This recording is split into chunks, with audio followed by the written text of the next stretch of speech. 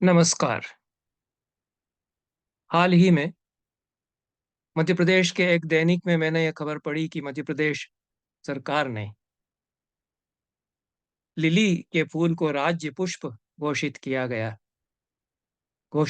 है।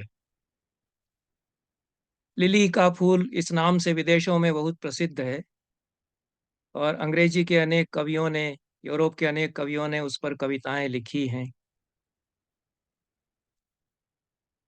बांग्लादेश में उसको राष्ट्रीय पुष्प माना गया है, घोषित किया गया है।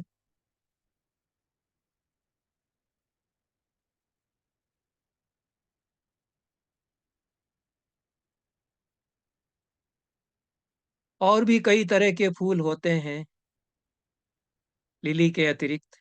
लिली कई रंगों में पाया जाता है। सफेद रंग का लिली वह कुमुदनी से बहुत मिलता जुलता है और उसको कुमुदनी भी मान लिया जाता है। पर लिली, जहां तक मुझे जानकारी है, विदेशी फूल है। फूलों के बारे में अपनी अपनी पसंद हो सकती है। यह सफेद लिली है जो आप देख रहे हैं। सुंदर फूल होता है, इसमें कोई संदेह नहीं है। नोबेल पुरस्कार प्राप्त कवि पाब्लो नेरुदा ने तो नायिका के वर्णन में लिली पुष्प से उपमा दी है। फूलों के बारे में अपनी अपनी पसंद हो सकती है और संस्कृत साहित्य के जिन कवियों ने मनोहारी वर्णन किए हैं फूलों के, उनमें कालिदास का नाम सबसे पहले याद आता है।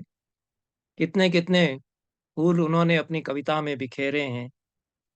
जवा कुसुम पर वे मुग्ध हैं। कनेर के दोनों ही प्रकारों का उन्होंने वर्णन किया है। एक कनेर जो पीले रंग का और कुछ दिए के आकार का होता है, और एक कनेर कुछ रक्ताभ, कुछ श्वेताभ, दोनों प्रकारों में मिलता है। सुंदर फूल यह हुआ करता है। वर्ण प्रकर्षे सति कर्णकारम धुनोति निर्गंध तयास्म चेतः। निर्गंध होता है, वर्ण प्रकर्ष तो खूब इसमें होता है। टेसु का, पलाश का खूब वर्णन किया। वनस्थली में पलाश कैसे खिले हुए हैं। नखक्षतानीव वनस्पति नाम बहु पलाशान्यति लोहितानी। बहुत सुर्ख लाल पलाश वनस्थली की काया पर वसंत के नायक के द्वारा दिए गए नखक्षत की तरह दिखते हैं। अनेक मनोहारी बिंब बिखेरे कालिदास ने अपनी कविता में फूलों को लेकर। सबसे ज्यादा मुग्ध कदाचित वे शिरीष पर हैं। देखने में सुंदर होता है शिरीष और कोमल भी होता है। उसकी पंखुड़ियां बड़ी लंबी होती हैं। पदम सहेत भ्रमरस्य पेलवम शिरीष पुष्पम न पुनः पतत्रिणाम। भौरे के पैर उस पर रखा जाए इतना ही सहन कर पाता है शिरीष का फूल। चिड़िया कोई बैठ जाए तो झर जाता है। जवा कुसुम पर भी बहुत मुग्ध हैं कालिदास। जवा कुसुम भी कई रंगों में प्राप्त होता है।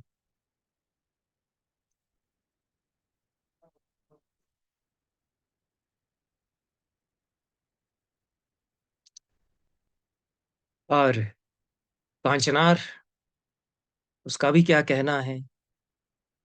कई छटाएं कांचनार की बिखरती हैं हमारे देश के उद्यानों में, वनस्थलियों में। नवमल्लिका है, मालती है, वह भी है। मुझे जो फूल सबसे ज्यादा पसंद हैं, उनमें दो फूल मुझे बहुत अधिक पसंद हैं। एक गोभी का फूल और एक मुनगे का फूल। मुनगे का वृक्ष, उसको सहजन भी कहते हैं। अपनी अपनी पसंद है। हास्यास्पद भी मानी जा सकती है मेरी यह पसंद।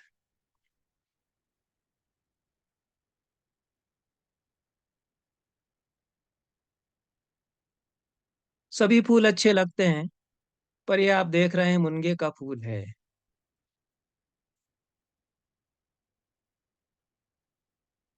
मुनगा मेरी राय में कल्पवृक्ष है। कल्पवृक्ष कोई एक खास पेड़ नहीं हुआ करता। जो पेड़ हमारी जरूरतों को पूरा करता है, बहुत सारी आवश्यकताओं को पूरा करता है, उसे हम कल्पवृक्ष मान लेते हैं। मेरे हिसाब से मुनगा, जिसे उत्तर प्रदेश में सहजन कहते हैं और हमारे इलाके में मुनगा वह कहलाता है, वह एक कल्पवृक्ष है। मुनगे के फूल, मुनगे की फलियां, मुनगे की पत्तियां, मुनगे की छाल, मुनगे की जड़ें, सभी बहुत उपकारक हैं समाज के लिए। देखने में भी सुंदर लगता है। इसके फलियों के स्वाद का तो कहना ही क्या। सांभर में डाली जाती हैं, सब्जी में, दाल में स्वाद बढ़ा देती हैं। हमने अपने घर की क्यारी में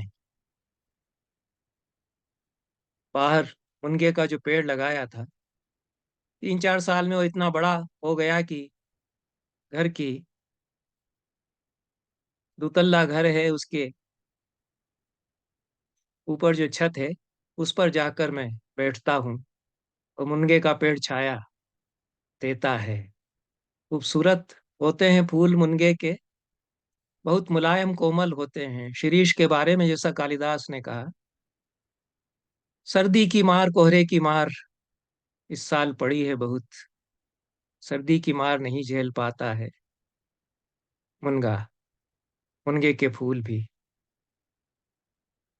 लेकिन लद जाता है गर्मी में फूलों से।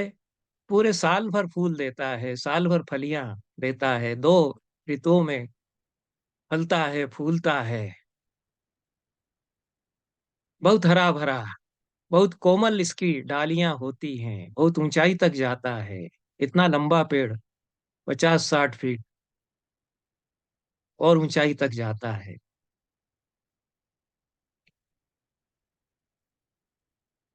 मुनगे के फूलों का रस तो भंवरा जानता है। एक भ्रमर है, सुबह में जब आकर बैठता हूँ तो वह आ जाता है। षटपद बड़े आकार का, काले रंग का भंवरा है जो मुनगे के फूलों का रस लेता है।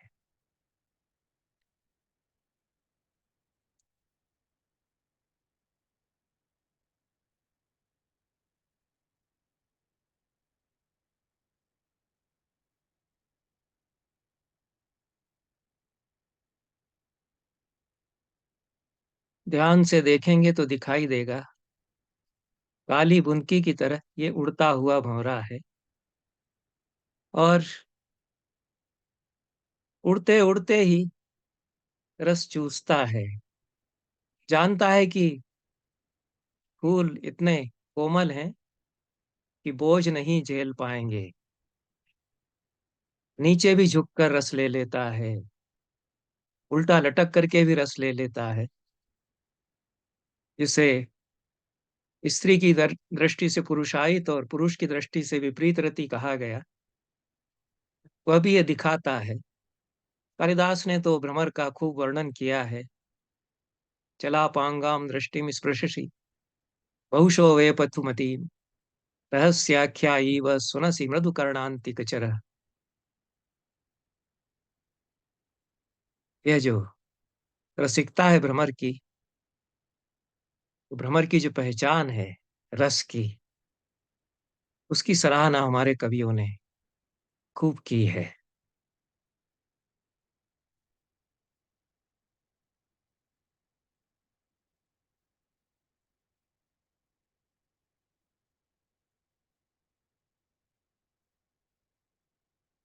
मुनगे का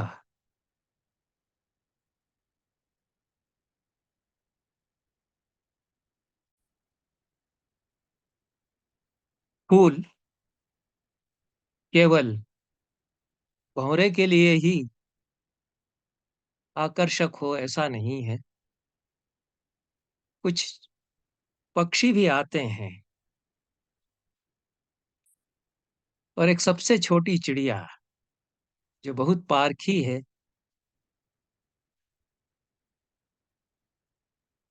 मुनगे के फूलों के रस की वह आती है।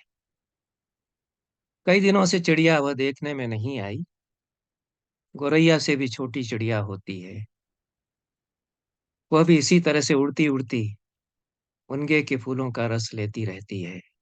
लेकिन यहाँ आप देख रहे हैं, भ्रमर बहुत रिझा हुआ है और मुनगे के फूलों का रस वह जानता है। बहुत-बहुत धन्यवाद।